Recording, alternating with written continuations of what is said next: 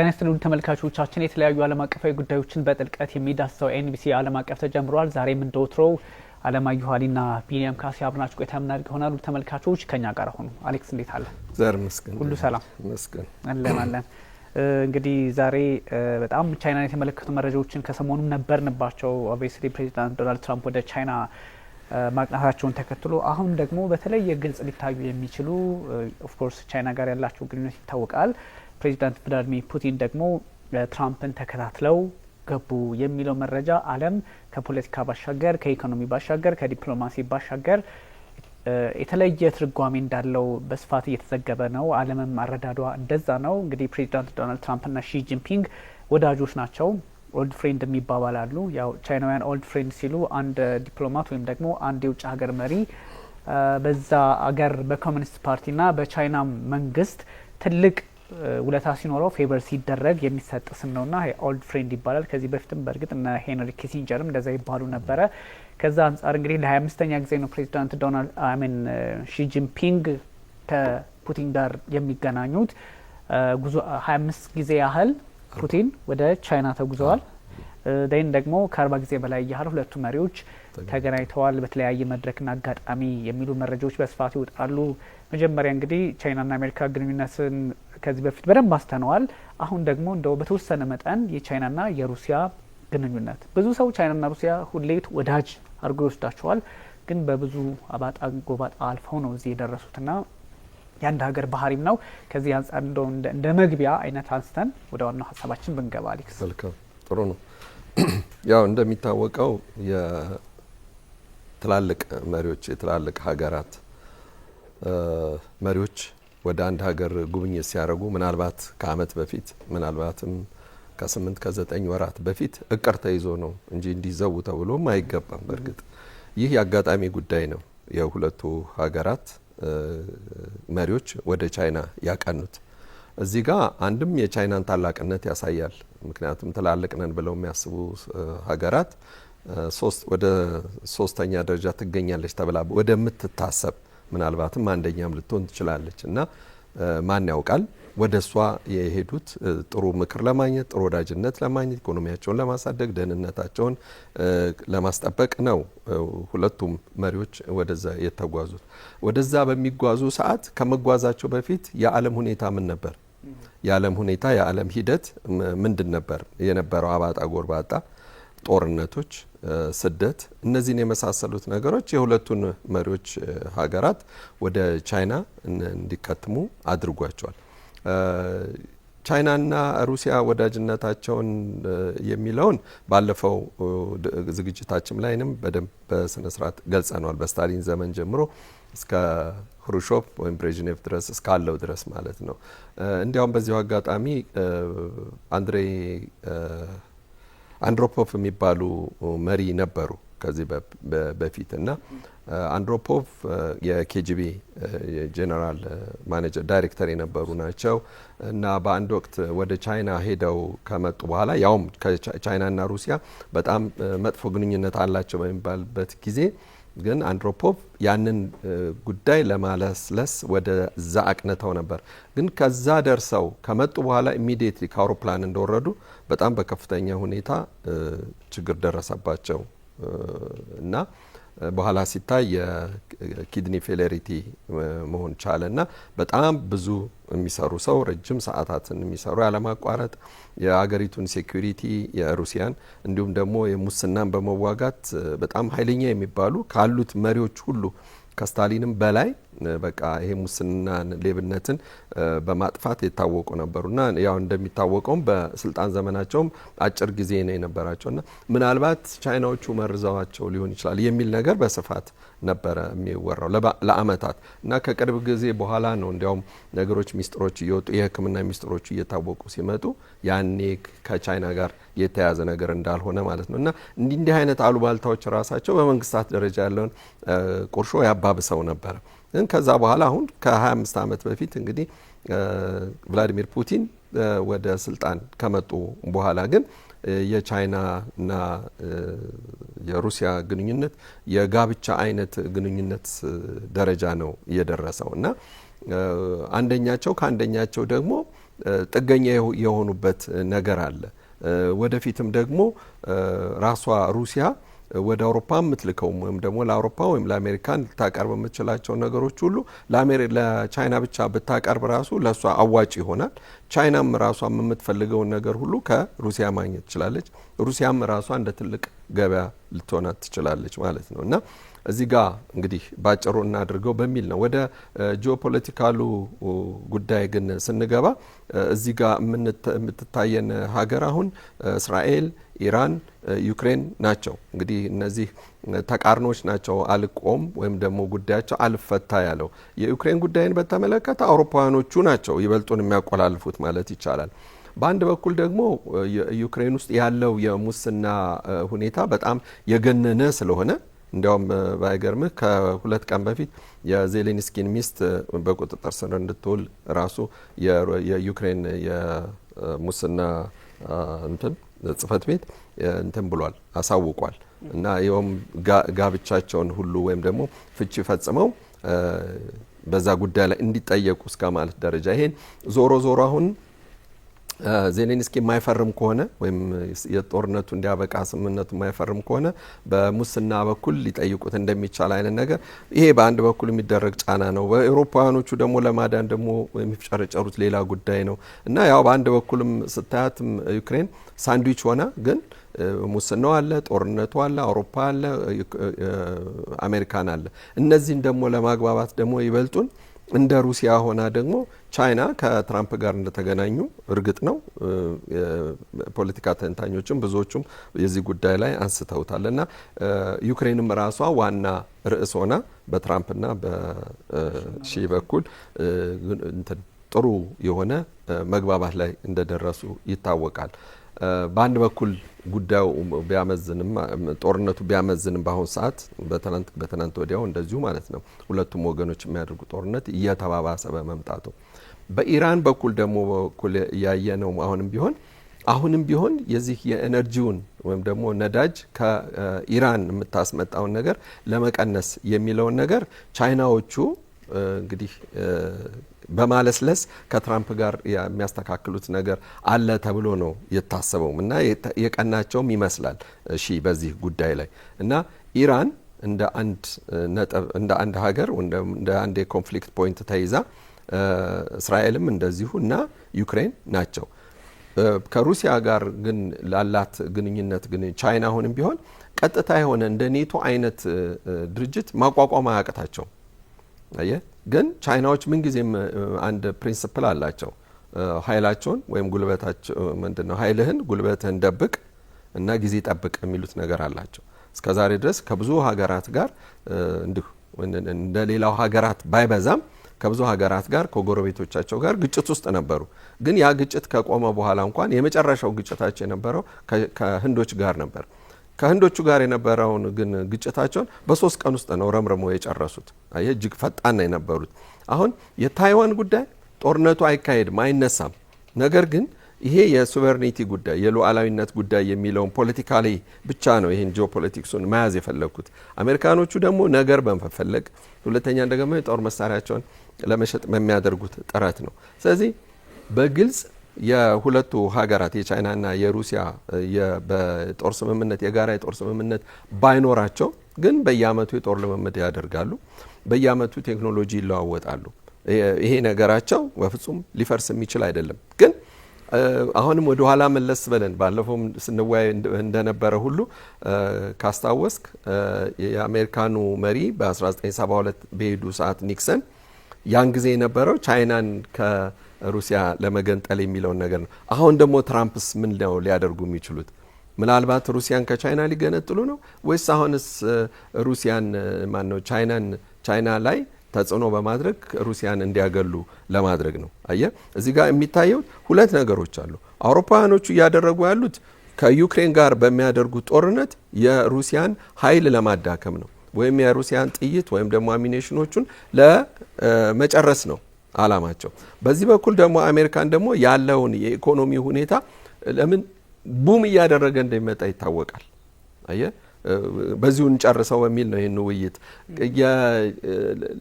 ቻይና አሁን በጣም እንዲህ በጣም ቮራሸስ ሆኖ በጣም በግዝፈት አግሬሲቭሊ ኢኮኖሚዋን ልታሳድግበት የምትችለው ነገርና ከሩሲያ በጣም የምትጣበቀው ነገር የሲላ ሲቢር የሚሉት ነገር አላቸው በራሻኛ። ሲላ ሲቢር ማለት ፓወር ኦፍ ሳይቤሪያ ነው። አሁን ከሳይቤሪያ እምቅ የሆነ የተፈጥሮ ጋዝ አለ። ያንን ጋዝ በፓይፕ ወደ ቻይና አስገብተውታል። ኦልሬዲ እየሸጡ ነው። አሁን አውሮፓ ላይ የነበራት ራሱ እንትን ገበያ ወደ ቻይና በመሄዱ ትልቁን እንትን ሴፍ ነው። በዛ ላይ አንድ ድንበርም ስለሆኑ ማለት ነው። ይሄ በሲላሲቤር ዋን አዲን ተብሎ በሚጠራው ነው።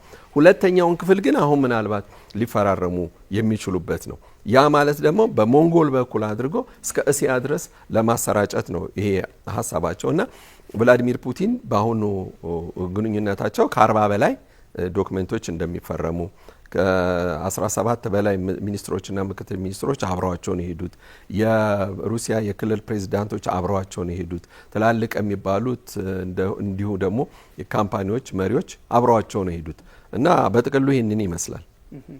ተመሳሳይ አይነት ቁመና ያለው ጉዞ ይመስላል ከፕሬዚዳንት ቭላዲሚር ፑቲን። እንዲያውም አንዳንድ ዘገባዎችን ስንመለከት ትራምፕ ጋር ፑቲንን ቻው ብለው ትራምፕን ቻው ብለው ፑቲንን ሄሎ ብለው ተቀበሉ እና የቻይና ፖለቲካ ይሄ ነው። አንዱን ሲሸኙ ሌላውን ማስገባት፣ ለዛውም ቻይና የአሜሪካንና የሩሲያን ፖለቲከኞች ፑቲንና ትራምፕን የሚል ሀሳቦች ስንመለከት ነበርና ይሄ ቀላል አይደለም። ምክንያቱም እነዚህ አገራት በብዙ ፈተናዎች አለፉ። አሁን እንደሚታሰበው ይሄ አንሊሚትድ የተባለው ግንኙነታቸው ወይም ደግሞ ትስስራቸው ላይ የደረሱበትን ጊዜ ሳይሆን ከዛም በፊት የተለያዩ ጫናዎች የተለያዩ መከሮች ነበረ እስከ እንግዲህ 4300 ኪሎ ሜትር አካባቢ ድረስ ጥቃት እስከ መሰናዘር የደረሰ እንግዲህ ድንበራቸው 4300 ኪሎ ሜትር ነው። በዛ ሁሉ ውጥረት ውስጥ ነበሩ የሆነ ሰዓት። እሱን አርግበው ወደዚህኛው የፖለቲካ ስርዓት የመጡ አገራት ናቸውና የፐብሊክ ዲፕሎማሲውን በጣም እየሰፋ የመጣበትን አጋጣሚ ፈጥረዋል። ለዚህ ደግሞ ፕሬዚዳንት ቭላዲሚር ፑቲን እንግዲህ ከ2000ዎቹ ጀምሮ ወይም ደግሞ ከ2001 አካባቢ ጀምሮ እስከ እንግዲህ አሁን ድረስ ባለው ሁኔታ ፖለቲካውም ላይ በመሆናቸው የተለያዩ እድሎችን በመፍጠራቸውና አንዳንድ አስቸጋሪ ሁኔታዎችን መቋጨት የቻሉበትን እድል ፈጥሯል።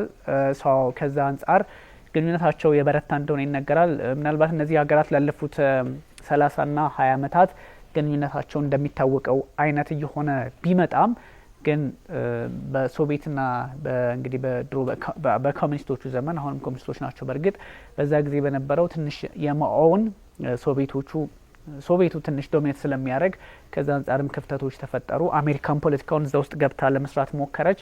እንደዚህ ሂደቶችን ካለፉ በኋላ ነው በተለይ ፑቲንና ሺ ጂንፒንግ ግንኙነታቸውን እያጠናከሩ መሄድ ወደ ሀገራቸውም ወርደዋል። በዚህ ስርዓት ነው ያው ይሄ ጉዞ ቀላል እንዳልሆነ ከዚህ በፊትም ታህሳስ ላይ ኢማኑኤል ማክሮን ወደ ቻይና ሄደው ነበረ። እዛው ጥር ላይ የእንግሊዙ ኬር ስታርመር እንደዚሁም ደግሞ የካናዳውም ጠቅላይ ሚኒስትር ሄደው ነበረ። ከዛ ትራምፕ ሄዶ አሁን ደግሞ ፑቲን። ስለዚህ ይሄ የሚያሳየው አንድ ሀገር ላይ መሪዎች በተደጋጋሚ ጉብኝት ሲያደርጉ የዛች ሀገር ዲፕሎማሲ ምንድን ነው የተመቸ ስርዓት አለ ማለት ነው። ያ ማለት የተመቸ ስርዓት አለ ማለት ለዓለም ፖለቲካ የተመቸ ለህዝቡ ወይ ሌላ ምናምን ሊሆን ይችላል፣ ግን ለዓለም አዲስ ስርዓት ግንባታ ወይም ደግሞ ዓለም የምትፈልገውን አውድ እየፈጠሩ ነው። ቅድም ያነሳው ሀሳብ አለ። የእስራኤልም አይን፣ የኢራንም አይን፣ የዩክሬንም አይን በእነዚህ ሁሉ ጉዳዮች ላይ ከአንዳንድ ፖለቲከኞች ይልቅ ደግሞ ወደ ቻይና የማተኮሩ ሁኔታዎችን ሊያሳይ ይችላልና ከዛ አንጻር ይታያል። እንግዲህ ቻይና ተጽዕኖ እየፈጠረች መምጣቷን የሚያሳይ ነው እና በተለይም ደግሞ እንግዲህ እነ ሺ ጂንፒንግ እንግዲህ ላስቴር ታስታውሳለ በ80ኛው እንትን ላይ የድል በዓል ላይ ሲገኙ የነበረውን ፕሮግራም ጭምር ነው የሚያሳየው። እነዚህ የሀገራት ግንኙነት ምን ደረጃ ላይ ደርሷል የሚለውንም በስፋት የሚያሳይ ነው። ቻይናና እንግዲህ ሩሲያ እዚህ ደረጃ ላይ የደረሱት በብዙ ውጣ ውረዶች ጭምር ነው። አሁን ወታደራዊም ኢኮኖሚያዊም ፖለቲካሊም ከዛም ተሻግሮ የዓለምን የፖለቲካ ስርዓት በራስ ቅርጽ ውስጥ የማስገባትም አይነት እየሆነ መጥቷልና ትልቅ ጉዞ ነው ለማለት ነው። ሜቢ ቻይና ላለፉት 20-30 ዓመታት የፈጠረችው የፖለቲካ መንገድ ያስተካከለቻቸው ነገሮች በተለይም ሺ ጂንፒንግ 2013 ከመጡ በኋላ ያለው ነገር ምዕራቡን ዓለም በጣም ሰቅዞ የሚይዝ ምዕራቡን ዓለም ጫና ውስጥ ሊያስገባ የሚችል የቻይናን ጉልበት ብቻ ሳይሆን ለዓለም ፖለቲካ አማራጭ የሆነች ከመምጣቷም የተሻገረ የሆነ በመምጣቱ የቻይና ዲፕሎማሲ ታላቅነት ነው የሚያሳየው። በዚህ ይሄ ሊባል የሚችል አይደለምና ምንድነው የተፈጠረው? ላለፉት 20-30 ዓመታት ቻይና ይሄን ያህል ፑቲንን መጋበዝ ወይም ደግሞ ትራምፕን መጋበዝ ሌላ ታሪክ አድርገን ወስደኑ ሳይሆን ግን የዓለም የፖለቲካ ትኩረት የሆነች የመጣችበት ሚስጥር በእርግጥ እነዚህ ሁለት ሀገራት መሪዎች መሄድም ራሱን የቻለ መለኪያም ቢሆን ምንድነው የፈጠረው? ከስትራቴጂው ከዓለም ፖለቲካ አንጻር ላለፈው 20-30 ዓመት ምን ተሰርቶ ነው ቻይና ውስጥ የሚለውንም ማየት ያስፈልጋል። እንግዲህ ያው ቻይና እንግዲህ ከ30 ምናልባት በ50 ዓመት ጊዜ ውስጥ ተሰራች ማለት ይቻላል ዘመናዊቷ ቻይና። አሜሪካኖች ሀሳባቸው የነበረው በቻይና ፋብሪካዎቻቸውን ጠቅላላ ወስደው አንደኛ ርካሽ የሆነ የሰው ኃይል ወይም ደግሞ የሰው ጉልበት ያለበት ነው። በዛ እነዛ ፋብሪካዎች ላይ በቀላሉ ማምረት ይቻላል። የአሜሪካን ሜዲን አሜሪካ የሚለው በአሜሪካ ተሰራ የሚባለው ብራንዱ ብቻውን በዓለም ላይ ተሰራጭቶ ትልቅ ዋጋ የሚያወጣ ወይም ደግሞ ከፍተኛ ትርፍ የሚያስመጣ ነገር ሊሰራባት የምትችል ሀገር እንደሆነች አሜሪካኖቹ ገብቷቸዋል። እና በዛ ምክንያት ያን ሁሉ አሸን የሆነ ፋብሪካ አሜሪካኖቹ ቻይና ውስጥ ገነቡ። የነሱ ሀሳብ ቻይናን በኢኮኖሚ ብቻ ነው ያሰቡት። አየህ ቻይና አውሮፓ ወይም ደግሞ አሜሪካን ለ5 ዓመት ነው የሚያቅዱት ይባላል። ቻይናዎች ግን ለ50 ዓመት ነው የሚያቅዱት። እነዛ ሁሉ ፋብሪካዎች በተከፈቱ ሰዓት እልልታቸው ምንድን ነበረ? የቻይናዎቹ አንድ ህዝቧ በምን ደረጃ ላይ ነው የነበረው? አንደኛ እንዳይወልዱ ሁሉ ቁጥጥር እየተደረገባቸው ወይም ወልዶ የተገኘ ከሁለት በላይ ወልዶ የተገኘ ይታሰራል በሚባልባት ሀገር እንደገና መልሰው ያንን ህዝብ መመገብ የማይችሉበት ደረጃ እግዚአብሔር አመጣላቸውና አሜሪካንን የመሰለ ህዝብ ወይም ደግሞ ቢዝነስማን እነዛን ሁሉ ፋብሪካዎች መፍጠር ቻሉ። ስለዚህ ፋብሪካዎች ውስጥ የሰው ኃይል የሰው ጉልበት ወይም ደግሞ የስራ እድል ከተፈጠረ ምንም ሌላ ለሀገርህ የሚያስፈልግህ አንዳችም ነገር አይኖርም በዛን ሰዓት። ምክንያቱም ህዝቡ በቂ ምግብ ማግኘት ቻለ፣ መስራት ቻለ፣ ሞራል አለው፣ ተነሳሽነት አለው። ስለዚህ ኢኮኖሚያቸው እያደገ መጣ። የዛ ኢኮኖሚ ማደግ ግን አሁንም ቢሆን ጉልበት አይደለም የሚጨምረው፣ ኃይል አይደለም የሚጨምረው፣ ዲፕሎማሲው እየበለጸገ ነው የመጣው። ቻይናዎች ምንድነው ያደረጉት? ልጆቻቸውን ወጣቶቻቸውን በአጠቃላይ በዓለም ዙሪያ አሰራጩት። እነዛ ሁሉ ወጣቶች የሄዱት ሁሉ ጠቅላላ ቴክኖሎጂ ቀሰማ ነው ያዙት። ሩሲያም የሄዱት፣ ጀርመንም የሄዱት፣ ፈረንሳይም የሄዱት፣ እንግሊዝም የሄዱት ጠቅላላ ቴክኖሎጂ ለቀማ ነው። ወደ ቻይና ወደ አፍሪካም ሲመጡ ደግሞ ገበያ ነው ያጠኑትና ያወቁት። ይሄ ሁሉ ጥርቅም ነው አየህ ቻይናን እዚህ ደረጃ ላይ እንድትደርስ ያስቻላት። አፕል ቻይና ባትኖር ኖሮ አፕል እዚህ ደረጃ ባልደረሰ ነበር አይደለም። እነ ማይክሮሶፍት ቻይና ባትኖር፣ እነ ዴል ቻይና ባትኖር እያልን የምንዘረዝራቸው በጣም እልፍ ነገሮች አሉ። ስለዚህ ቻይናን እንደ አንድ ትልቅ እንትን መጸነሻ አድርጋዋት ነው ኢኮኖሚዋ እዚህ ደረጃ ላይ ሊደርስ የቻለው። እና አንተ በኢኮኖሚ ከፍ ብለህ በምትታይ ሰዓት ዲፕሎማሲውን ቀጥሎ የሚመጣ ነው። ኃይል ጉልበታቸውን በዛ ምክንያት ሊያበለጽጉ ቻሉ። ሌላው ትልቁ ነገር የተደረገው ነገር ምናልባት ሀገሪቷን ማሳነስ ሳይሆን ግን ኮፒንግ ነው የጀመሩት። ቀረጻ፣ መሰለል፣ እነዚህ ቴክኖሎጂዎችን በአጠቃላይ ይዘው መጥተው ይሄ ነገር እንዴት ይሰራል የሚባለውን ነገር ከህፃንነት ጀምሮ ከህፃንነታቸው ተማሪዎች ከህፃንነታቸው ጀምሮ እነዛን ነገሮች በደንብ እንዲያውት ማስደረግ ችሏል። ከአሻንጉሊት ጨምሮ ማለት ነው። እንግዲህ ምንም እንኳ በልጅነታችን የተማርንባቸው እርሳስና ደብተሮች ከቻይናም ቢመጡ እና የቻይናን አለመሰልቸት የቻይናን ከባድ የሆነ የማምረት ችሎታ ብናውቀው ግን ዘመናዊ ቴክኖሎጂ በዛው መንገድ መቀጠል ቻሉ፣ ማስቀጠል ቻሉ። ከቻይናዎች ብዙ ነገር መማር ጀመሩ አሜሪካኖቹ እና ሳይታሰብ የነዛን የቴክኖሎጂ ሽግግሩን ወደ ኢኮኖሚያቸውን በማደጉ ምክንያት አሜሪካን ቆማ ስታይ የነበረውን አልፋት ሄደች። አሁን በሁለተኛ ደረጃ ኢኮኖሚያ የሚታይ ነው ከአሜሪካ ቀጥሎ። ስለዚህ ለምንድን ነው ማንስ ወደ እሷ የማይመጣው? አንደኛ ገበያ ነች። የኢትዮጵያን እኮ ቡናን ትልቁን ገበያ የምትወስደው በአሁኑ ሰዓት ቻይና ናት። ቀደም ሲል ግን ጀርመንና ጃፓን ምናምን ኮሪያ የነበሩ ናቸው። አየው ይሄ ማለት የመጠቀም ግን ቻይናም ያንንም ማለት ደግሞ ለራሷ ታውለዋለች ማለት አይደለም።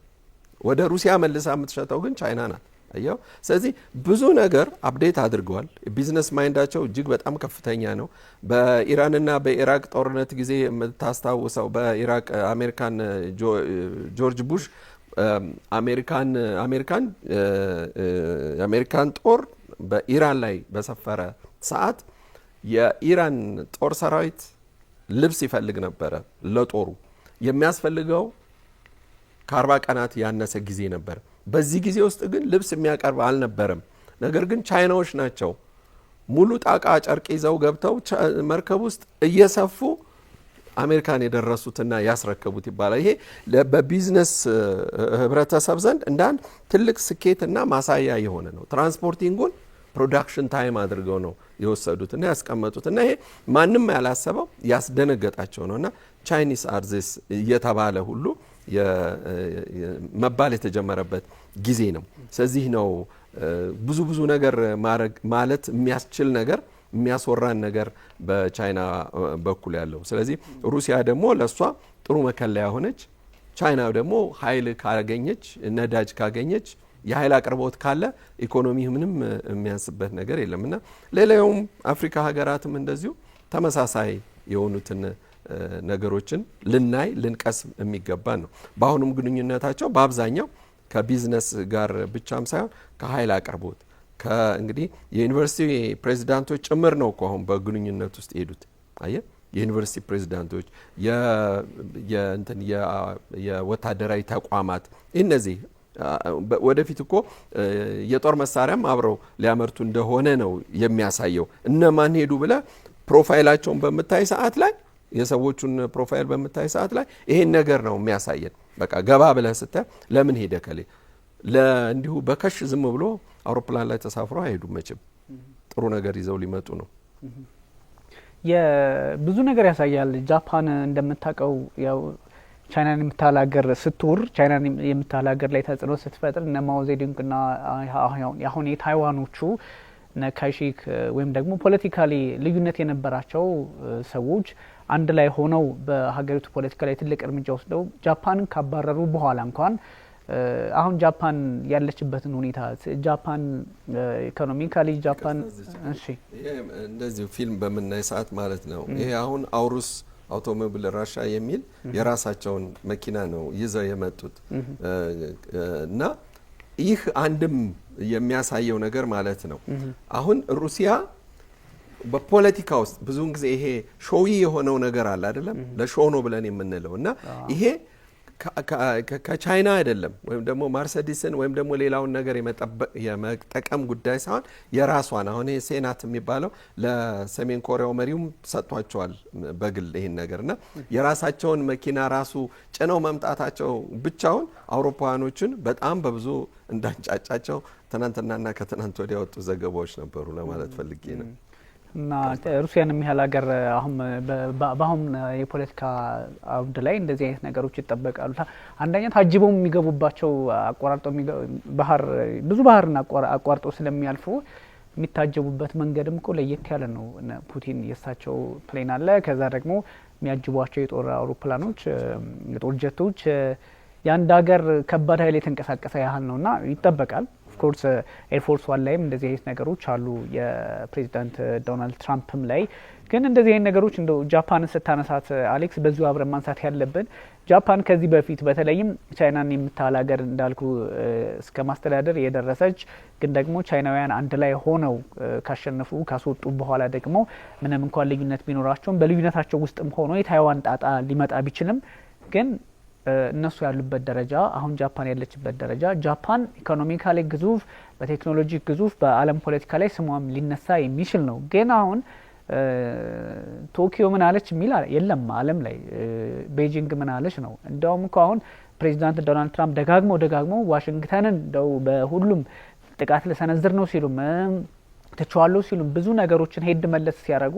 የዋሽንግተን ስም በጣም ተደጋግሞ ከመሰማቱ አሁን ቤጂንግ ምን አለች አይነት ትኩረት እየመጣ ነው ዓለም ፖለቲካ ላይና የዛ አካባቢ ሀገራትም እንደምትመለከተው በኢኮኖሚው ጠንካራ ናቸው። ኤዥያ ውስጥ ያሉት ይታወቃል። እንደነ ጃፓን እንደነ ደቡብ ኮሪያ ያሉ ሀገራት ግን የዚቹ ሀገር ፖለቲካ ሁኔታ ወይም ደግሞ የቻይናን ጉዳይ ስትመለከተው ፖለቲካ ላይ ያለችበትን ሁኔታ ከፍ እያለ መምጣቱን ይጠቁማልና እንደ ጃፓን ያሉ ሀገራት ስማቸው ያን ያህል እየሆነ በመጣበት ሰዓት ቻይና ምናለች በበዛበት ሰዓት ቅድም ባነሳናቸው በሆርሙዝ ጉዳይም በተለያዩ የመካከለኛው ምስራቅ ጉዳይ በዓለም ዙሪያ ባሉ ጉዳዮች ላይ የነ ሺ ጂንፒንግ ድምጽ ይጠበቃልና ይሄኛው ያለ እንትን ያሳያል። ስለዚህ በርተው መስራታቸውን ላለፉት 20-30 ዓመታት በተለይም ይሄ ሮድ ኤንድ ቤልት ኢኒሺዬቲቭ የሚባለው ከመጣ በኋላ ያለው ግንኙነት በኢንቨስትመንትም በብዙ ነገሮች የቀየረችው ስለመጣች ቻይና መንገዷ ከፍ እያለ መምጣቱን ያሳያልና ከዚህ አንጻርም የኢንዶ ፓሲፊክ እንዴት መጣ የሚለውንም ማየት ያስፈልጋልና ጉዳዩን ከዚህ አንጻር ብናየውስ እንግዲህ ያው ጃፓን በፖለቲካው አውድ ላይ ብዙም ድምጿ አይሰማም ያልከው ጉዳይ እርግጥ ትክክል ነው። ኢኮኖሚካሊ ግን በጣም ቡም እያደረገች የሄደች ሀገር ናት።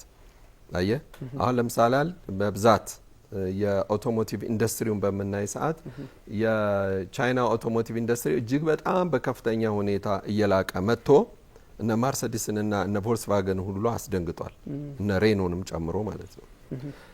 ጃፓን ግን አሁን ባለችበት ሁኔታ ስቴብል ሆና በቃ ባለችበት ነው እየተጓዘች ያለችው በኒሳንም በቶዮታም በኩል ማለት ነው።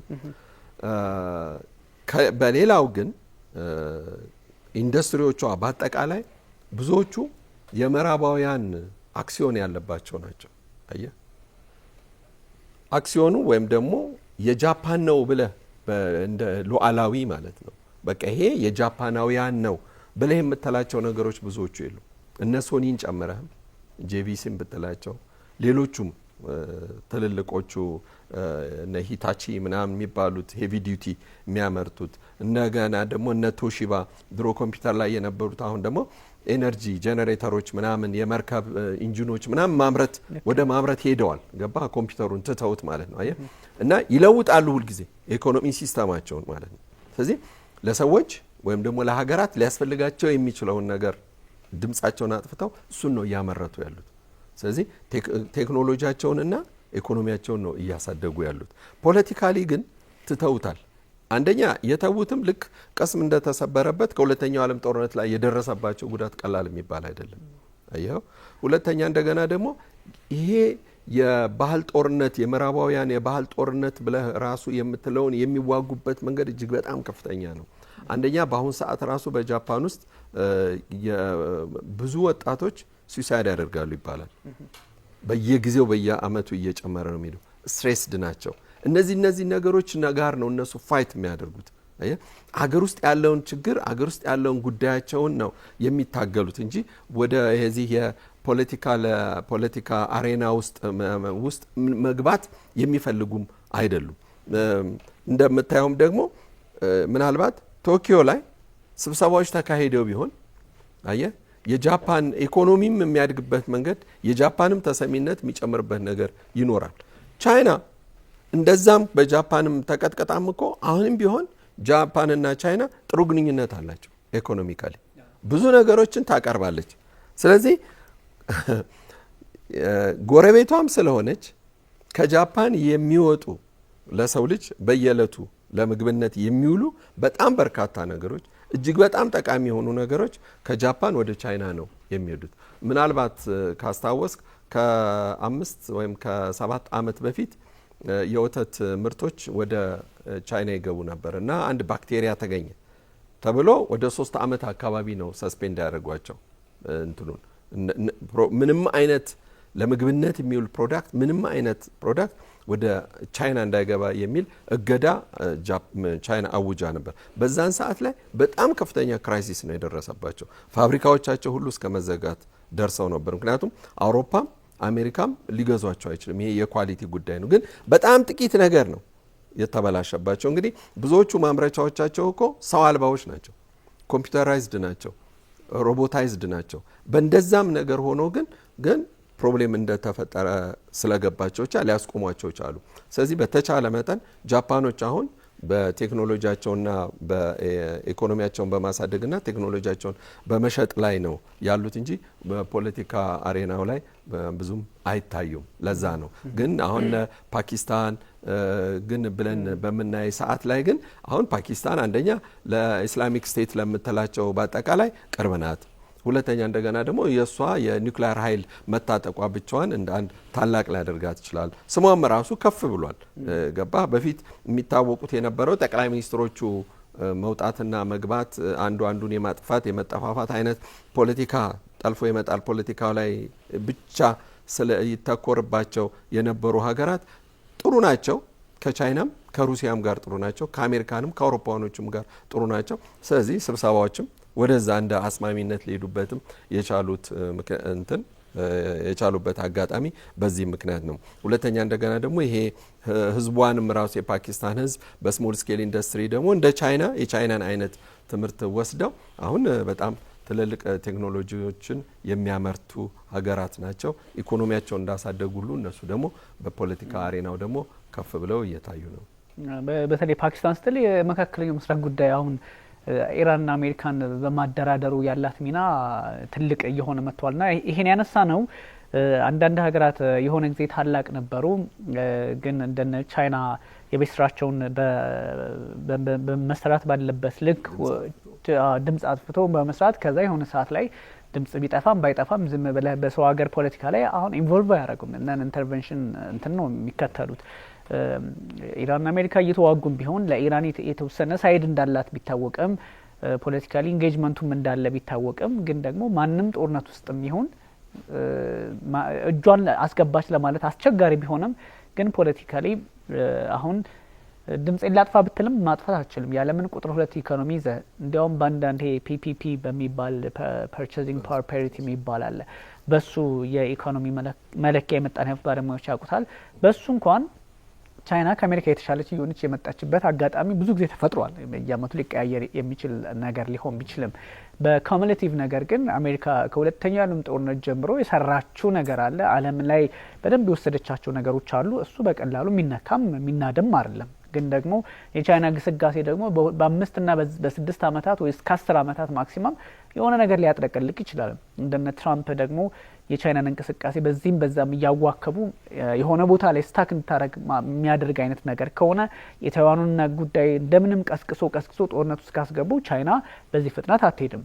ለዛም ይመስላል ፕሬዚዳንት ሺ ጂንፒንግ አጋጣሚዎችን ተጠቅመው መጠቅለል የሚችሉበት እድል ቢፈጠርላቸውም ግን ቀስ እያሉ እያደቡ የሚሄዱበትን እንትን የፈጠሩትና ቀላል አይደለም። ይሄን ፓኪስታንን የሚያነሳ ነው፣ ጃፓንን የሚያነሳ ነው።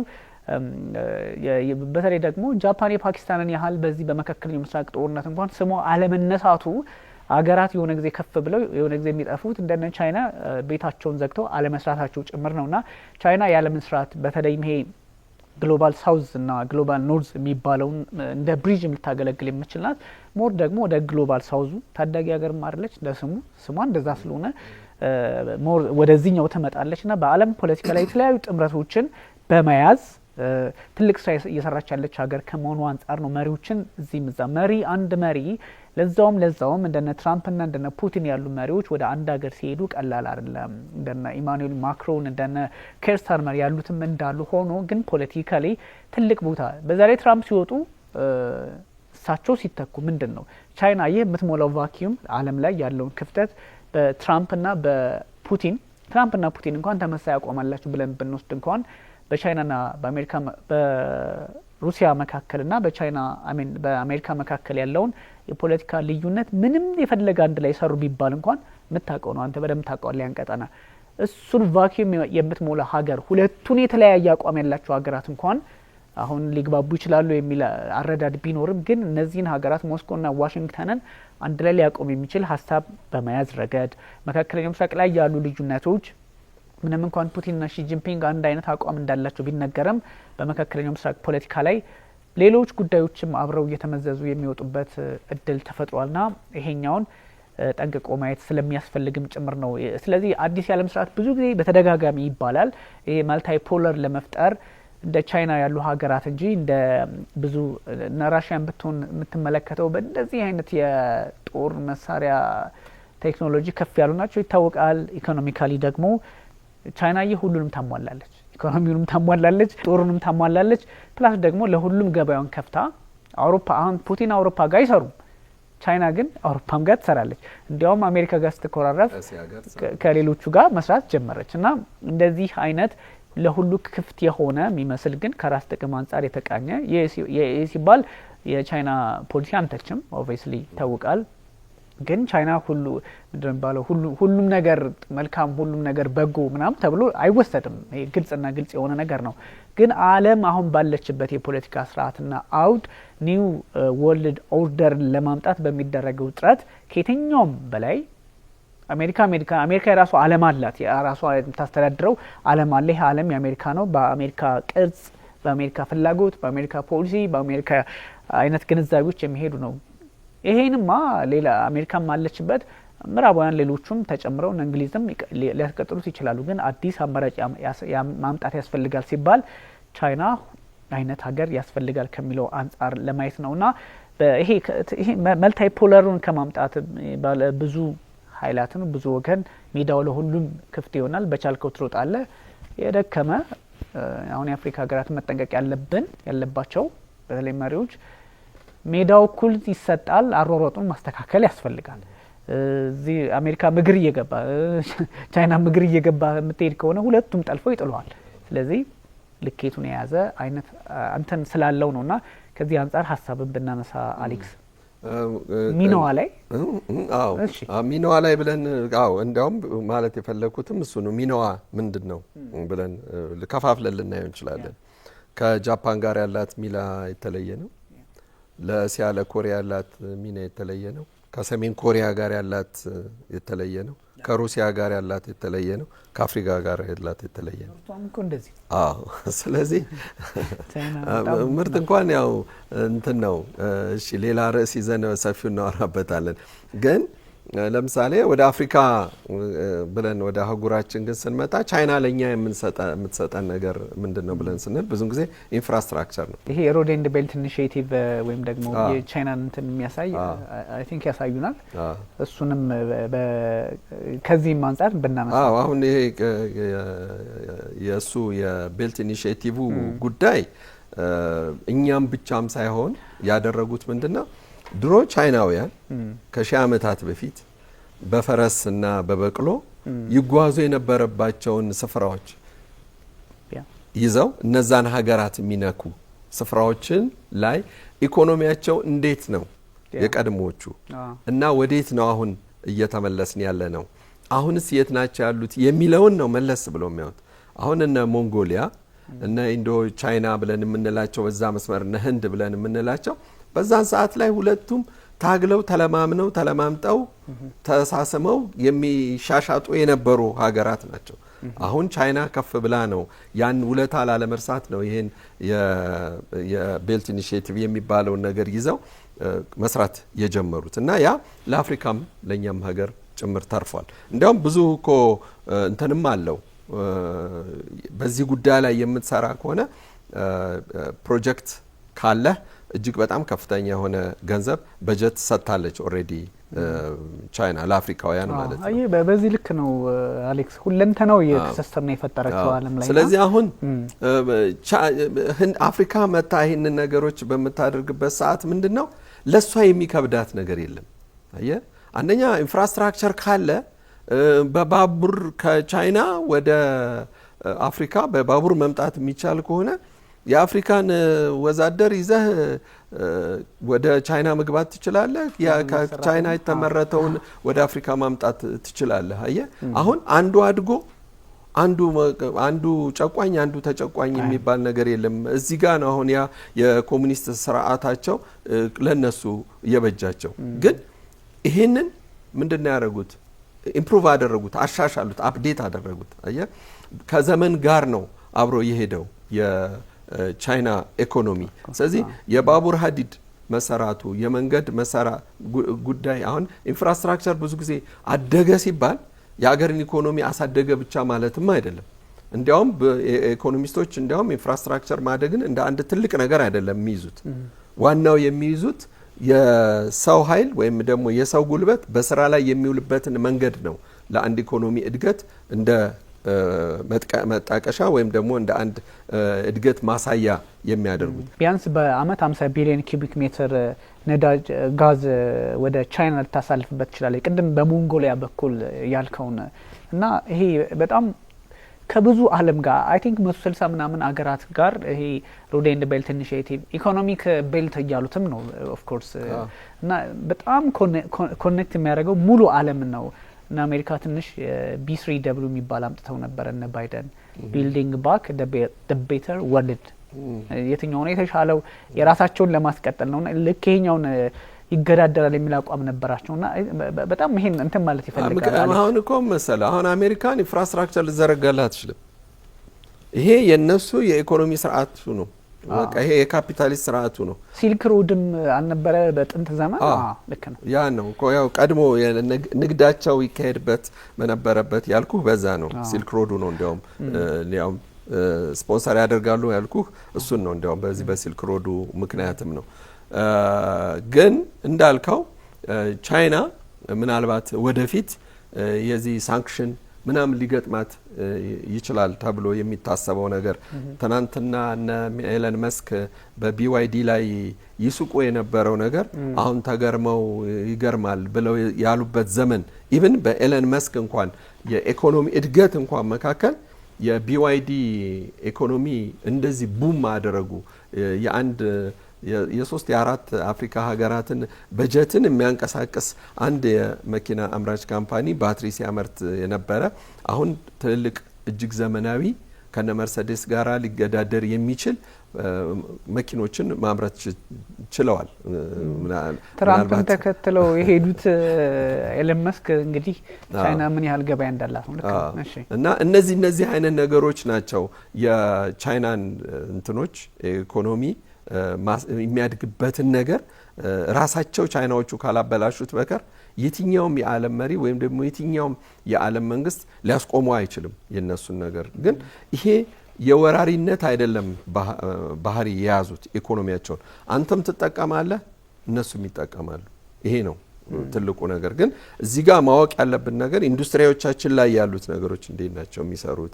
ቻይናዎቹ የከፈቱት ፋብሪካዎች የኛ አገር ኢትዮጵያውያን ስራ ሲሰሩ እንዴት ነው የሚሰሩት? ያንን ነገር ቴክኖሎጂውን ልክ ቻይናዎቹ ከ30 አመታት በፊት ኮፒ ያደርጉት የነበረውን ነገር እኛስ አገራችን ውስጥ እናደርጋለን ወይ? መቼስ ነው ምን ጀምረው ይሄንን ነገር? ለምሳሌ እንግዲህ ባለኝ እንኳን ትንሽ እውቀት እንትን ላይ ዱካም ላይ የሚመረቱ እጅግ በጣም አውትስታንዲንግ የሚባሉ ጫማዎች፣ ቦርሳዎች ለአውሮፓ ይሰራሉ። ሪጀክት ካለ ግን ይቃጠላል እንጂ ለሎካሊ አይሸጥም። ይሄ የነሱ ፕሪንሲፕላቸው፣ ይሄ የነሱ መመሪያቸው ነው። እነዛ የተመረቱት እኛ ሀገር ነው። በማን? በራሳችን ሀገር ልጆች ነው። ይህንን ነገር ኢኮኖሚ ግን ማሳደግ የምንችለው ፕሮቶታይፑን ልክ የነሱ አይነት ፋብሪካዎችን በመጠኑም ቢሆን መስራት ብንችል የተሻለ ነገር ልናገኝበት የምንችለው ነገር ነውና እነሱ አንድን ኢኮኖሚ ወደ አንተ ባመጡ ቁጥር እንደነሱ ሆነን ልናደርግ የምንችልበት ነገር አጋጣሚዎች መፈጠር አለበት። ለምሳሌ ከኢትዮጵያ ወደ ቻይና ነጭ ሽንኩርት ልንልክ አንችልም። ነጭ ሽንኩርት ግን ከ10 አመት በፊት ነጭ ሽንኩርት ግን ከቻይና ወደ ኢትዮጵያ ሁሉ መምጣት ጀምሮ ነበር። ከ10 አመት በፊት ነው የነጭ ሽንኩርት ዋጋ እየጨመረ የመጣው። ስለዚህ አገራችን ላይ ሊመረቱ የሚችሉ ግን ወደ ቻይና ወስደን ኤክስፖርት ልናደርጋቸው በርካታ ጉዳዮች አሉ። ስለዚህ እንደ ሀገር ኢኮኖሚ አደገ ወይም ደግሞ ስለዛ ሀገር ኢኮኖሚ ባወራን ቁጥር የራሳችንን መለስ ብለን ማየት ያለብንም አጋጣሚ እንዲሁ በዚሁ አጋጣሚ እንነጋገር በሚል ነው ያነሳሁት። አይ እኛ ብዙ ጊዜ ትልቁ ጥላ ላይ ሆነን የምንነጋገረው የሀገራችን ፖለቲካም የሀገራችን ኢኮኖሚም ህዝባችንም በትልቁ ጥላ ስር አስተዋጽኦ አለው ተብሎ ስለሚታሰብ ነው። እንደምታውቀው የፕሮግራም በተደጋጋሚ እናወራለን። ሀሳቡ ሲቀረጽ በትልቁ በዓለም ዙሪያ እያወራ የኛም የፖለቲካ ፍላጎት የዲፕሎማሲ ሁሉም ነገሮች ቀስ እያሉ ከአፍሪካ ወደ አፍሪካ ቀንድ እንዲህ እያለ ራሳችን ኢትዮጵያ ውስጥ ይገባል ከሚለው አንጻር ነው። በእርግጥ ፕሬዚዳንት ሺ ጂንፒንግ እና ፕሬዚዳንት ፑቲን ተገናኙ እኮ አሁን ብንወጣ በየሶሻል ሚዲያው እናገኛለን። ግን ፕሬዚዳንት ፑቲንና ሺ ጂንፒንግ የተገናኙበት ምክንያት ፕሬዚዳንት ፑቲንና ሺ ጂንፒንግ በዚህ ልክ ነው ወይ ግንኙነታቸው? ለኢትዮጵያ ፖለቲካ አስተዋጽኦ ምንድነው? ለዓለም ፖለቲካ ምንድነው? ወይም ደግሞ ከዚህ ከኢኮኖሚው አንጻር ምንድነው የሚለውን አይነገርም። ፑቲን ገቡ፣ ፑቲን ወጡ፣ ትራምፕ ገቡ፣ ትራምፕ ወጡ ነው። ስለዚህ እንዲህ አይነት ፕላትፎርም አገራችን ላይ ስለሚያስፈልግ ነው። ዝም ብሎ ፊት ለፊት ያለውን እንደው ሳብ እያረጉ መኖር አይነት አይደለም። እና አንተ እንዳልከው የቻይናን ኢኮኖሚ በተለይም አሜሪካ ከዚህ በፊት ያጥለቀልቃል፣ ማጥለቅለቅ ነው ባህሪው። በብዙ ያመርቱና ያጥለቀልቃሉ። ይሄ ሞር ትሬድ ደፊሲት የሚባለው የንግድ ጉድለት እስከ 295 ቢሊዮን ዶላር እኮ አሜሪካ ላይ አድርሰው ነበረ። ይሄ ገንዘብ የስንት አፍሪካ አገር ጥቅል ምርት እድገት ነው ስትል ያውም ይገባሃል፣ አንደርስታንድ ታደርገዋለህ። እንደዚህ አይነት ነገሮች ስላሉ የቻይናን ፖለቲካ በደንብ መያዝም ያስፈልጋል። የራሽያን ፖለቲካ በራሱ ኦፍ ኮርስ ሁሉም ሰው ፖለቲከኛ አይደለም። እዛ ሁሉም ሰው ጉዳይ አለው። አንተም ጉዳዮች አሉ። ጉዳይን ትፈጽማለህ፣ ለሀገር አስተዋጽኦ አለ ማለት ነው። ሌላም እኔም በራሴ እንደዚህ ሁሉም ጉዳይ አለው። በታይዋን ጉዳይ ላይ አሁን እኛ ብዙ ጊዜ ስናወራ አንድ የቻይናን ሰው ብትጠይቅ መረዳቱ ያን ያህል ሊሆን ይችላል። ምክንያቱም እኔ እንደውም አንድ ሰው አግኝቼ ነበር እስከ ሰሞኑ ሲያወራኝ የአንድ የቱሪስት ከተማ ነች ቻይና ጫፍ እና ወደ ታይዋን ትቀርባለች። ከዛ ፎቶ ምናምን አይፈቀድለም። ፕሌን እንትኖች አሉ፣ እነዚህ ጀቶች ምናምን አሉ። ራንደም የሆነ ነገር ቢከሰት ተነስተው ጥቃት ማሰንዘር የሚችሉና ፎቶ ምናምን የውሃ መጠንን በሊትር ሚሊሊትር ይለካላል ምናምን እንደዚህ ሴኩርድ ነው። እዛ ስትሄድ ማፕ ላይ ምናምን ስታይ ወደ ታይዋን ድንበር እየቀረብክ መሆኑን የሚያሳይ ነገር ነው። ሌላ ቻይናዊ ሲጠየቅ ምናምን ታይዋን ሂዳዝን ኬር በቃ ያን ስራ የሚሰራው ማን ነው? ሺጂንፒንግ ይሰሩለታል። ሺጂንፒንግ ወይም ደግሞ የቻይና ፖለቲከኞች ኮሚኒስት ፓርቲ ዋጋ ይከፍላታል። ታይዋንን እስከ ማምጣትም ዋጋ ይከፍላል። ህዝቡ ግን ለሀገሩ የቤት ስራውን ይሰራል ነው ኮንሰፕት።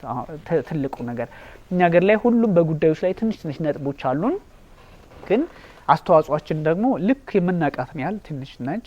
የፖለቲከኛው ለፖለቲከኛው አይተውም። የምጣኔ ሀብት ባለሙያዎች የሚሰሩትን ለምጣኔ ሀብት ባለሙያው አንተ ቦዝ የአግሮኖሚስትም ነህ፣ በዛ የምትሰራበትን አውዶች አሉ። እዛ ላይ ፎከስ እንዳታደርግ የሚያደርጉ ነገሮች አሉ። ኦፍ ኮርስ እነዚህ ነገሮች ስላሉ የቻይና መጠናት አለበትም የሚያስብለው ከዚህ አንጻር ነውና በእርግጥ አንዳንድ ጉዳዮችን አለማወቅ ጥያቄ ሊያስነሳ ቢችልም ግን ስራህን የሚሰራልህ ሲኖር ስራህን እንዲሰራልህ የፈቀድክለት አካል ስትተማመንበት እና እድሉን ስትሰጠው ስራውን ይሰራል። አንተ ደግሞ የተጣለብን ግዴታም ሆነ ለእንጀራ ስትሰራ አገርን ታላቅ ልታረግ ትችላለህ የሚል አረዳድ ስላለው ነው። እና እኔም ይገርመኛል ይሄ ሁሉ ሲባል ግን አፕሪሺየት እያረግን ሳይሆን የሚያስተች ነገር አለ። ቻይና ግን እሱን አንሄድበትም። ሲንስ ፖለቲካሊ ከፑቲንም ጋር የተገናኙበት መንገድ ለዓለም አዎንታዊ ነገር ይዞ ለመምጣት መካከለኛው ምስራቅን ጦርነት ለማብረድ የዩክሬንን ጉዳይ መፍትሄ ለመስጠት እንደዚሁም ደግሞ አሜሪካ ጋር የገባው ሰጣ ገባ መፍትሄ እንዲመጣል ስለሆነ ፖዚቲቭ ነው ትሪፑ፣ መልካሙን ነገር ይዞ ይመጣል የሚል እምነት ስላለ ከዛ አንጻር ነው። ጉዞ አደገኛ ቢሆን ጉዞ ኢትዮጵያን ጫና ውስጥ ሊያስገባ የሚችል ቢሆን ኖሮ ደግሞ ቻይና እኮ እንደዚህ ደሴት እኮ ካልከፈልክ ጠቅልላ ግዛቷ ታረጋለች ምናምን እያልን ብዙ አንድ ሚሊዮን ነገር እናውጣ እንችላለን። ግን የቀናው መንገዷ አሁን ጥሩ የሆነ በመምጣት ነውና ሜቢ የዩክሬን ጉዳይም ሊነሳ እንደሚችል ሳይታለም የተፈታ ነው። ይህን ጦርነት ፑቲን ሄደውበታል። እንግዲህ ፑቲን ባለፈው እንደውም ስንጨርስ ሀሳባችን መጠቀል ሳይችሉ ቀርቶ እኮ አይደለም ብለን ነበረ እና አንዳንድ ሰዎች አንድ ትልቅ ሰው ደውሎልኝ እንዴት እስቲ ያስረዳኝ ምናምን ሲሉኝ ነበረ። የሆነ ሀሳብ እሳቸውም ጋር ተለዋውጫል። ቅድም ይሄ ጥይት ማስጨረስ የሚባለው ሲስተም ገብቷቸዋል ሩሲያውያን። እንደው ውይይቱ ምን ሊሆን ይችላል? በተለይም እነዚህ አራቱን ግዛቶች ወስዶ ይበቃናል ወደሚልም አይነት ነገር ሊሆን ይችላል። እሱ ላይ ሶስቱም የተስማሙበት ማን ነው? ዩክሬንም ሩሲያም በልበ ሙሉነት የሚስማሙበት አንድ ነገር አለ። እነዚህ የቀድሞ ግዛቶቼ ብላ የያዘቻቸውንማ ብጠቀልል ዩክሬን የሚቀራት 3 ምናምን ስፍራዎች ብቻ ነው። ብዙ አይደለም፣ ብዙ አያስኬድም። አሁንም ያሉት ነገር የያዘቻቸውን ይዛ ግን ዳንባስ የሚባለውን ስፍራ ነው መጠቅለል የምትፈልገው። እዚህ ዳንባስን ለመያዝ ደግሞ ዳንባስን ማጥፋት ሊሆን ነው። አየህ ዳንባስ ላይ ያለው ጠንካራ ጦር ነው፣ እጅግ በጣም ጠንካራ ጦር ነው የዩክሬን ጦር ያለው። ዩክሬን ጦር ብለን ስንል የኔቶ ጦር ያለው። ስለዚህ ዳንባስ ውስጥ ምን አለ ብለን ብትል አንድ ኮል ማይን ነው ያለው፣ የድንጋይ ከሰል በጣም ከፍተኛ ያለ ሚኔራሎች አሉ። በጣም ሀብ ነው ለኢኮኖሚው ማለት ነው። እና ሩሲያ ያንን ስፍራ ያዘች ወይም ጠቅለላ ያዘች ማለት ድጋሚ ወደ ዳኔስክ፣ ሉጋንስክ አካባቢ ያሉትን ስፍራዎች ሁሉ ያ ቀጠና ሰላማዊ ይሆናል ማለት ነው። ምንም ኢቭን ወታደር ሳታሰፍርበት ብቻ አጥረህ ደህንነትን ልታስጠብቅበት የምትችልበት ስፍራ ነው። ዳንባስን ግን አሳልፎ መስጠት እና በዛ ጉዳይ ላይ ግን አለመስማማት ምንጊዜም እዛ አካባቢ ላይ ዙሪያውን የጦር ሰፈር ከተመህበት ሁልጊዜ በስጋት ልትኖርበት የምትችልበት አካባቢ ስለሆነ ነው። ስለዚህ ይሄ ሃይብሪድ የሆነ ነገር ማለት ነው። አየህ ምንድነው ሁለት ደቃቅ የሆኑ ነገሮች ይኖራሉ። ስንዴና በቆሎ ልትለየው ትችላለህ። አግሮኖሚካሊ ስንዴና በቆሎ ልትለየው ትችላለህ በዘር ግን ማን ነው በጣም ትንንሽ ብለን የምንላቸውን የፌጦ ዘርንና የጤፍ ዘርን ግን ልትለየው አትችልም። ስለዚህ የጤፍና የፌጦ እህል ነው አብሮ ተደባልቆ ያለው ዩክሬን ውስጥ። ስለዚህ ሩሲያውያንን አብረው ነው የሚያልቁት። ዩክሬኖቹም እንዲያልቁ አይፈልጉም ሩሲያውያን። አየህ እዚህ ጋር ያለው ነገር አሁን ሩሲያ እየተፋጨች ያለችው እየተዋጋች ያለችው ግን ከኒዮ ፋሺስቶቹ ጋር ነው እንጂ ከዩክሬን መንግስት ጋርም አይደለም። ኒዮ ፋሺዝም ግን ነገ ገኖ ይመጣል። ጀርመንን ወይም ደግሞ ሌሎቹ ይሄ ኒዮ ፋሺስቶች እንዳይገኑባቸው የማይፈቀድላቸው ስፍራዎች አሉ። ከዚህ ዘረኝነቱን የማይፈልጉ ኢቭን እነ ሰርቢያም በላቸው ቼኮቹንም ስሎቬኒያም ሃንጋሪም ብለህ የምትላቸው እንትን ናቸው የኒዮ ፋሺስት ጠሎች ናቸው። ምክንያቱም ፋሺስቶች እጅግ በጣም ከፍተኛ ጉዳት ያደረሱባቸው ነው። ሁለተኛ እንደገና ደግሞ ሃይማኖታቸውንም ጭምር የሚያሰው ናቸው። ስለዚህ ጦርነቱ ያለው ከኒዮ ፋሺዝም ጋር እንጂ ከዩክሬን ጋር አይደለም። ልክ ነህ።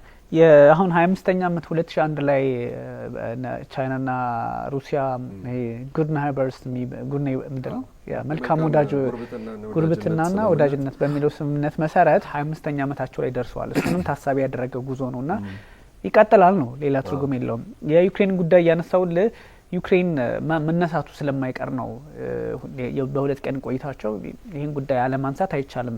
ፕሬዚዳንት ዶናልድ ትራምፕ እኛ የኢራን ጉዳይ እኮ እኛ ከሺ ጂንፒንግ ጋር የምንወያይበት ጉዳይ አለ፣ የኢራን እኮ ያለቀለት ጉዳይ ነው፣ ለምን እናወራለን አይነት ነገር ብለው ከሄዱ በኋላ ስለ ሆርሙዝ አይደለም ስለ ኢራን ፖለቲካ ወደፊት ምን መሆን አለበት ኒውክሌር ምንድነው በጣም ዲቴይል ተወያይተው ተመልሰዋል። እንኳንስ በጉዳይ ላይ ሊወያዩ እድል የፈጠረ የፖለቲካ ስርዓት ባለበት ዓለምና እንደ የጦስ ዶሮ የሚባል ነገር አለ አይደለ? የዩክሬን ህዝብ እንደዛ ሆኗል። እሱ የጦስ ዶሮ ነው። በኦሮምኛ እንዲያውም ጭዳም ይሉታል። አንድ ነገር ትሰዋበታለህ በቃ ምንም በቃ በማያገባ ዳፋ ሆንክ ይባላል። እና አሁን እንዲያውም ጦርነቱ ሊያበቃ ነው በሚባልበት ሰዓት አሁን ባለፉት 2-3 ቀናት ውስጥ እንደገና ምንም ነገር ተጽዕኖ ልታመጣ በማትችል ሀገር ዩክሬኖቹ ከሊቱዋኒያ ጋር ሆነው አሁን ሌላ እንደገና ጥቃት ካሊንግራድ ላይ ሰንዝረዋል።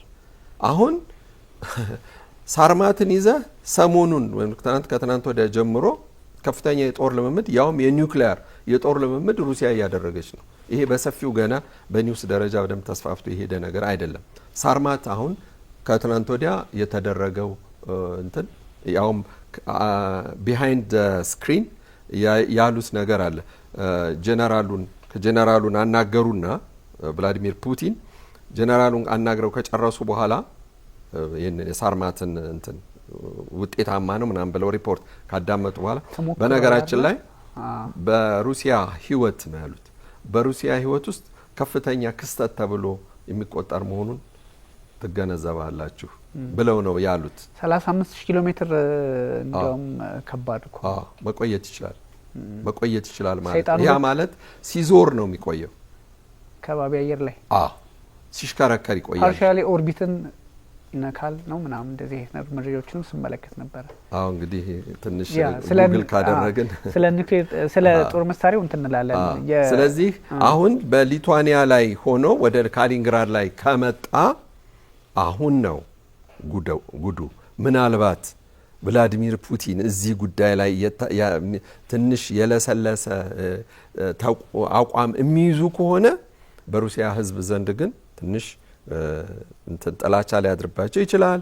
ስልጣናቸውን እስከ መልቀቅ ሁሉ ሊያደርሳቸው ይችላል። ስለዚህ የማያዳግም እርምጃ ሊወስዱ ይችላሉ። እጅጋም በጣም ከፍተኛ የሆነ ፍንዳታ ሊቱዋኒያ ላይ ሊያደርሱ ይችላሉ። ያ ማለት ደግሞ ይህንን ትንኮሳ እያደረገች ኦልሬዲ በዩኤን ምናምን ነገር አፕላይ አድርገዋል። ግን ይሄ ትንኮሳ ግን የሚጨምር ከሆነ ግን ለሊቱዋኒያ እጅግ በጣም አስቸጋሪ ነው። ምክንያቱም ኔቶን ነው ወደ ጦርነት ለመሳብ የሚፈልጉት። ስለዚህ እቺኛው ሴናሪዮ ግን ትንሽ ለየት የምትል ነች እና ለቀጣይ ውይይት ላይ ሁኔታዎች የሚባባሱ ከሆነ ልንወያይባቸው እንችላለን። ይህ ሳርማት የሚባለው ምዕራቡ ዓለም ሰይጣን 2 እያለ ይጠራዋል። እንግዲህ ምን ያህል አውዳሚ እንደሆነ ለማሳየት የሚጠቀሙበት ነውና 35 ኪሎ ሜትር ባለፈው የተወሰነ ተለያየ ነውና ይሄኛው በዓለም ላይ የሚፈጥረውም ጫና አለ። በዛ ላይ ሩሲያ ራሷን ለመከላከል ከነ ቻይና ጋር ፖለቲካሊ፣ ዲፕሎማቲካሊ፣ በኢኮኖሚውም በሁሉም ነገር የምታደርገው ትስስርና ወዳጅነት ትልቅ ሚና አለው። ምክንያቱም ኢኮኖሚው ካልታገዘ ቻይና ባትኖር ኖሮ እኮ ጦርነቱን አይደለም መግፋት እነዚህን 4 ግዛቶች በቁጥጥር ስር የመዋል አቅም ላይ መድረስ ከፈለገችም እስከ ኬቭ ገብቶ የመውጣት እድሉን ሙሉ አየር ክልሉ የማይካደው በሩሲያ ኃይሎች ስር የሆነበት እድል ተፈጥሯልና ይሄ ሁሉ የተፈጠረው ኢኮኖሚካሊ ቻይና ስላገዘቻት ነው። ቻይና ያ ማለት በገበያ ሕግ መሰረት በውላቸው መሰረት በመቀጠሉ ነው። ያ ባይሆን እንደውም እኮ ይባስ ብሎ የሩሲያ ኢኮኖሚ እስከማደግ የደረሰው አጋጣሚዎችን በብላክ ፍሊትም በተለያዩ አጋጣሚዎች ስለተጠቀሙባቸው ነውና ይሄኛው ነው። ይሄ የዩክሬን ጉዳይ ጭዳ ወይም ደግሞ ይባላል ብዙ ጊዜ በአማርኛም በነገራችን ላይ ጭዳ ሆኗል ይባላል እና የጦስ ዶሮ ሆኑ ያል ነው። ይሄ እንደው ኔጌቲቭ ኢምፕሊኬሽን እንዲኖረው ፈልገን ሳይሆን ህዝቡን እንደው መጫወቻ ሆነ የሚለውን አይነት ነገር ሳይሆን እጣ ፋንታቸው በሌላ ዓለም በሱፐር ፓወር በነ አሜሪካ ወይም ደግሞ አሜሪካ እንኳን አሁን ወደ እንትናት በምዕራቡ እነዚህ እንግሊዝን ናቸው ይበልጥ ያዙት እንግሊዞች በተለይ ኢስሮዎች የሚባሉት ጀርመን፣ ፈረንሳይ፣ ብሪታንያ በሚያደርጉት እጣፋንታቸው የተወሰነ በዘለንስኪ ስልጣን ማቆየትና አለማቆየት ፍላጎት ልክ የተወሰነ ከሱም ሁሉ አልፈ በራሱ በሩሲያ ፖለቲከኞች እጅና ፍላጎት የተወሰነ የሆነ መምጣቱ ነው ፖለቲካሊ ትንሽ አስቸጋሪ ሊያደርገው የሚችለውና አሌክስ በጣም ሰፋ አድርገን ምክንያቱም ውይይቱ ለ2 ቀናት ተደርጎ ሲጠናቀቅ ብዙ ሀሳቦችን በስፋት ላነሳቸው እንችላለን። ግን ምናልባት ይሄ ጉዞ ቀላል አይደለምና ጠቅለል ያሉ ሀሳቦችን ሚኒት እንትን ብንላቸው በአንድ ደቂቃ ውስጥ መጠቀል ማድረግ እንችላለን። እንግዲህ ብዙ ነገሮችን አውርተናል፣ ብዙ ነገሮችን ተነጋግረናል። የምንጨምራቸው ብዙ ነገሮች የሉም። ግን እንዲሁ በአጠቃላይ ግን ስንመጣ ዓለም የምትመራባት ዓለምን ማን ሊመራት የሚችለው ነገር በ3 ሆኗል። አሁን ሩሲያ፣ ቻይና እና አሜሪካን መሆናቸው ታወቀ። አሁን የምዕራብ አውሮፓውያን መገለል ነው የሚያሳስባቸው። ስላሳሰባቸውም ነው ዩክሬን ላይ ያለውን ጦርነት ማቆም ያልፈለጉት። ስለዚህ በአማካይ ስፍራ ቶፕ ላይ ያለችው አሁን ቻይና ናት። ግራና ቀኝ ያሉት ደግሞ አሜሪካንና ሩሲያ ናቸው። እንደዛ ብዬ ነው አሁን የማስበው። ሚዛን ማስጠበቅ ትክክል ጥሩ ነው። ማስታረቅም ሚዛን ማስጠበቅም ለዓለምም መፍትሄ ያመጣል ነው። አሌክስ በስፋት እንመለስበታለን። የ2 ቀናት ቆይታ ነው የሚኖራቸው ፑቲን። በሱ ላይ እንግዲህ ትልቅ ሀሳቦች ይወጣሉ። በቀጣዩ ፕሮግራማችን ሰፋ አድርገን ወይም በሌላም ጉዳይ እንመለሳለን። አመሰግናለሁ። ውድ ተመልካቾቻችን ስተከታተሉት የነበረው የኤንቢሲ ዓለም አቀፍ ነው። የፕሬዚዳንት ቭላድሚር ፑቲን ወደ ቻይና ምን አንደምታ አለው፣ በዓለም የፖለቲካ ስርዓት ወይም ደግሞ አረዳድ ላይ ምን አይነት የፖለቲካ ጉዳዮች ሊነሱ ይችላሉ የሚለውን በስፋት አንስተናል። እንግዲህ አለማየሁ ሀሊና ቢኒያም ካሴ አብናችሁ ቆይታ አድርገናል። ቸር ጊዜ ይሁንላችሁ።